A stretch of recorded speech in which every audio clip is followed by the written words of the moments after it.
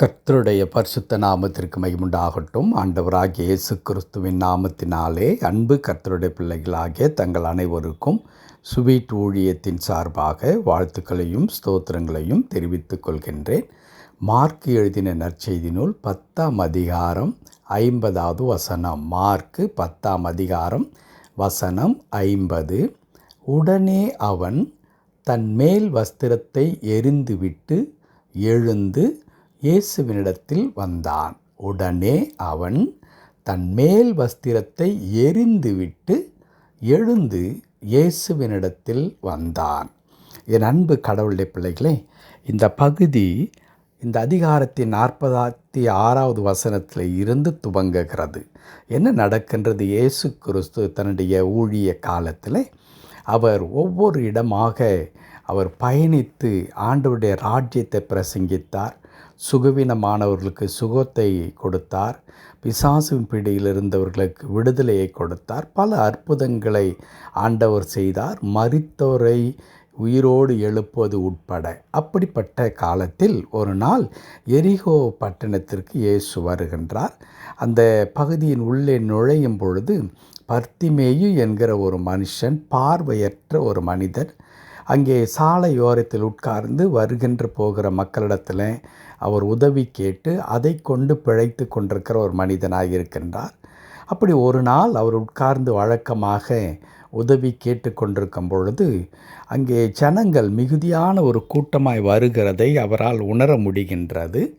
அப்படி உணர்ந்த பொழுது இங்கே என்ன நடக்கின்றது என்று அவர் விசாரிக்கின்றார். விசாரிக்கும் பொழுது இயேசு இவ்வழியே போகிறார் என்று அவருக்கு சொல்லப்பட்ட உடனே 47வது வசனம் இப்படி சொல்லுகிறது. அவன் நசரேயனாகிய இயேசு வருகிறார் என்று கேள்விப்பட்டு, இயேசுவே தாவீதின் குமாரனே, எனக்கு இரங்கும் என்று கூப்பிடத் தொடங்கினான். ஆனால் அடுத்த வசனத்தில் அவன் பேசாதிருக்கும்படி மக்கள் அதட்டுகின்றார்கள். ஆனால் அவன் அதையெல்லாம் பொருட்படுத்தாமல் இன்னும் உரத்த சத்தமாய் இயேசுவை நோக்கி கூப்பிடுகின்றான். அப்பொழுது நடந்த நிகழ்ச்சி என்ன? இயேசு நின்று அவனை அழைத்து வாருங்கள் என்று சொல்லுகின்றார். அப்பொழுது இயேசு உன்னை அழைக்கிறார் என்று சொல்லி அந்த மனிதனுக்கு சொன்ன மாத்திரத்தில் அவன் என்ன செய்தான் என்பதைத்தான் 50வது வசனத்திலே நாம் வாசித்தோம். உடனே அவன் தன் மேல் வஸ்திரத்தை எறிந்துவிட்டு எழுந்து இயேசுவினிடத்தில் வந்தான். தன் மேல் வஸ்திரத்தை எறிந்துவிட்டு. பர்த்திமேயு என்ன வஸ்திரத்தை மேலே அவன் அணிந்திருந்திருப்பான் என்றால் நமக்கு நன்றாக தெரியும். ஒரு ஏழையான ஒரு மனிதன், பார்வையற்ற ஒரு மனிதன். அவர் பிறருடைய உதவியில் அங்கே தரையில் உட்கார்ந்து கொண்டிருக்கின்றவர். அப்பொழுது அங்கே என்ன நிகழ்ந்திருக்கும்? உண்மையாகவே அவன் வஸ்திரம் மிக பழமையான அல்லது அழுக்கு நிறைந்த வஸ்திரமாக இருந்திருக்கும். அந்த வஸ்திரத்தை எறிந்துவிட்டு, அந்த உடையை அப்புறப்படுத்திவிட்டு அவன் அந்த இடத்திலிருந்து எழும்பி சென்று இயேசுவை சந்திக்கின்றார். என் அன்பு கடவுளுடைய பிள்ளைகளே, இன்றைக்கு கூட கடவுள் நம்மை இரு கரம் கூப்பி அன்போடு கூட அழைக்கின்ற ஆண்டவராக இருக்கின்றார்.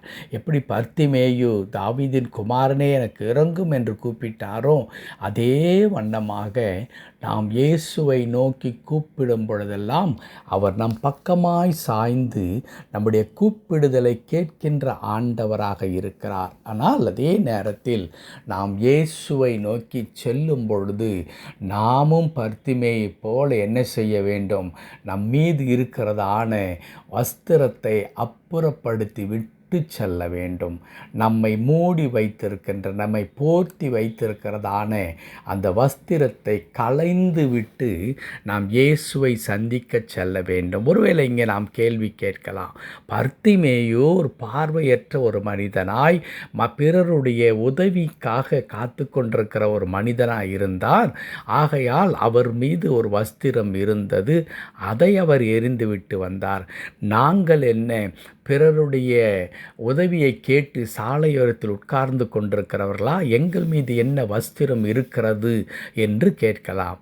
என் அன்பு கடவுளுடைய பிள்ளைகளே, ஆம், கடவுளிடத்தில் செல்லக்கூடாதபடிக்கு நம்ம அப்படியே மூடி வைத்திருக்கின்ற பல வஸ்திரங்கள் அல்லது ஒரு சில வஸ்திரங்கள் நம் மீது இருக்கத்தான் செய்கின்றது.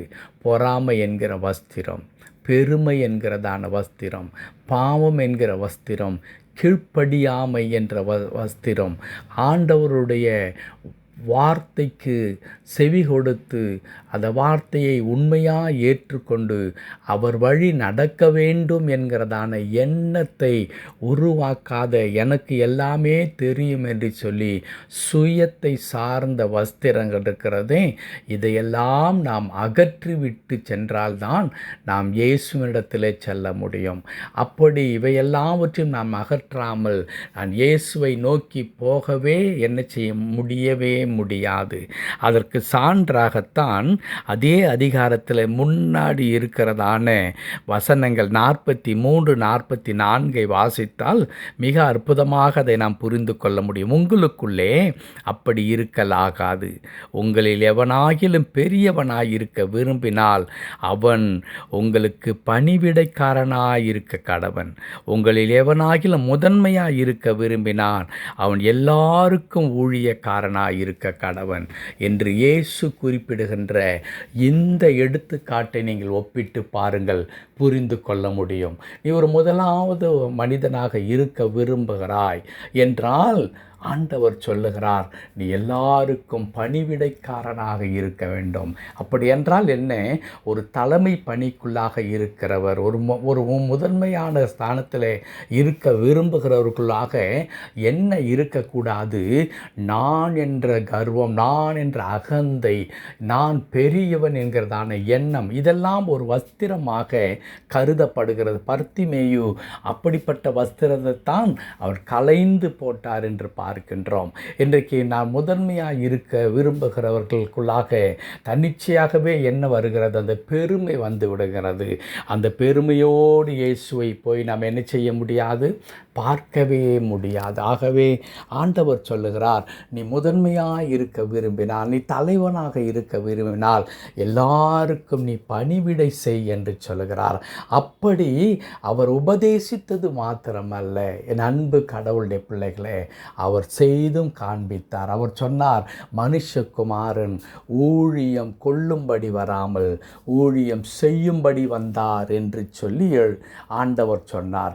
இன்னும் கெத்செமனே தோட்டத்திற்கு செல்வதற்கு முன்பதாக கடைசியாய் சீஷர்களோடு கூட அவர் பந்தி இருக்கும் பொழுது நமக்கு நன்றாக தெரியும், அவர் எழும்பி சீஷருடைய கால்களை கழுவினார். பேதுரு சொல்லுகின்றார், ஆண்டவரே நீரின் காலை கழுவக்கூடாது. அப்பொழுது இயேசு சொல்லுகிறார், இல்லை இல்லை, உன் காலை நான் கழுவாவிட்டால் உன்னோடு கூட என்னோடு கூட உனக்கு எந்த விதமான உறவும் இல்லை என்று சொல்லுகின்றார். ஆம் அன்பு கடவுளுடைய பிள்ளைகளே, ஆண்டவர் ஒரு குமாரனாக இருந்தும் அவர் அவ்வளவு தன்னை தாழ்த்தினவராக சீஷருடைய கால்களை கழுவினார். எவ்வளோ அற்புதமான ஆண்டவர்! அதை தான் சொல்லுகிறார், உன் பெருமையோடு கூட உன்னுடைய அகங்காரத்தோடு கூட உள்ளது உனக்கு இருக்கிறதான இன்னும் கர்த்தருக்கு பிரியமில்லாத காரியத்தோடு கூட என்னை கிட்டி சேரவே முடியாது. அந்த பர்த்திமேயை போல நீ அகற்றிவிட்டு, அதையெல்லாம் அகற்றிவிட்டு என்னை தேடி வரும் பொழுது அங்கே பர்த்திமேயுக்கு நிகழ்ந்த அற்புதம் உன் வாழ்க்கையில் நிகழும். என்ன நிகழ்ந்தது?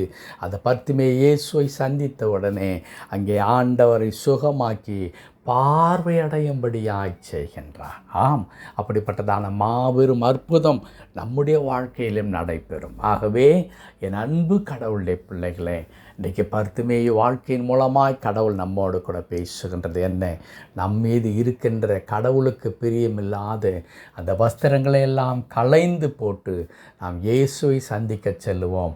ஆண்டவருடைய அற்புதம் நம்முடைய வாழ்க்கையில் நிறைவேறும். கடவுள் தாமே இந்த வார்த்தையின்படியே நம்மை ஆசீர்வதித்து நம்முடைய வாழ்க்கையில் மாபெரும் காரியங்களை செய்து நம்மை வழி நடத்துவாராக.